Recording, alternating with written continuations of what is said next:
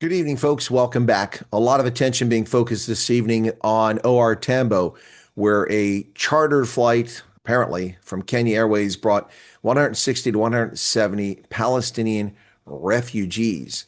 Now, the problem is that they're not refugees. That's a misuse of the term, or it's a fraudulent effort to become a refugee.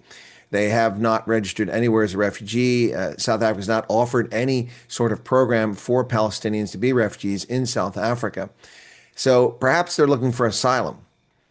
So earlier I published a video saying they've illegally entered the country because apparently many of them lack documentation and apparently none of them had exit visas from wherever they came from, presumably from Israel. And additionally, the plane apparently, according to news reports, left with 100 on its initial departure and then wound up with 160, 170 Palestinians. So did they land somewhere else and pick up destination seekers? The bottom line here is they probably were attempting to enter South Africa illegally, but unfortunately for South African citizens, that's too bad for you. You see, you do not have to enter South Africa legally to request asylum.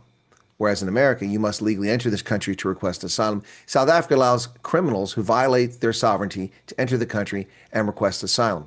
You simply have to be physically present within the country's borders to apply. The South African government allows those without proper documentation to apply for an asylum seeker's permit at a refugee reception office. Now, you may not be turned away for lacking a specific transit visa, but you are required to apply in person as soon as possible. Typically, the expectation is within 5 days. And that's the bottom line. You'll have to bring supporting documentation, such as a passport, identity document for home country, and anything else that could prove that you need asylum. Of course, these people apparently don't have the documentation, according to news reports. You will be asked to give reasons for your fear of persecution. Now, what's also fascinating in this story is that South African media began covering the story as these people were held on the plane for several hours. Local social media influencers and amateur journalists showed up at the airport to get sympathy for the people on the plane who've arrived in South Africa illegally. Well, they're trapped on the plane. Poor ventilation. Yeah, well, many people get trapped on planes. I spent 6 hours on a plane in Stuttgart because of high winds in London. Too bad. That's life. You shouldn't have come to the country illegally. So, what is the situation here and what is going on? Well, be prepared, South Africa, because if it's this easy simply to charter a flight to fly Palestinians to South Africa to request asylum, you are likely to be inundated with more charter flights because the South African government shows no inclination to adjust its laws and require people to legally be in the country in order to request asylum. And of course, they're not refugees. They're not. They've not been recognized as refugees by South Africa. They've not been applied to the United Nations for refugee status.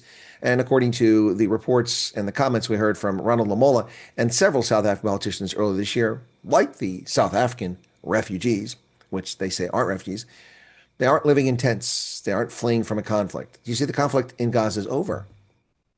The danger to Arabs in Gaza is from Hamas that executes people in public to impress their power upon those poor bastards that live under their rule. Well, folks, there you have it. They can request asylum, but they're not refugees. So what's happening at OR Tambo?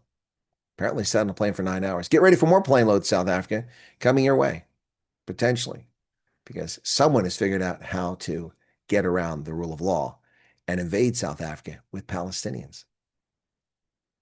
Or is this just a humanitarian situation? Is the UN incapable of helping people in Gaza? Are the relief supplies coming through Egypt insufficient? Are things that desperate that a 9-month pregnant woman has to fly? What is a 9-month pregnant woman doing flying? Isn't that even forbidden by airlines? Well, these are the sad stories we're being told tonight about the Arabs arriving in South Africa. Well, good luck, South Africa.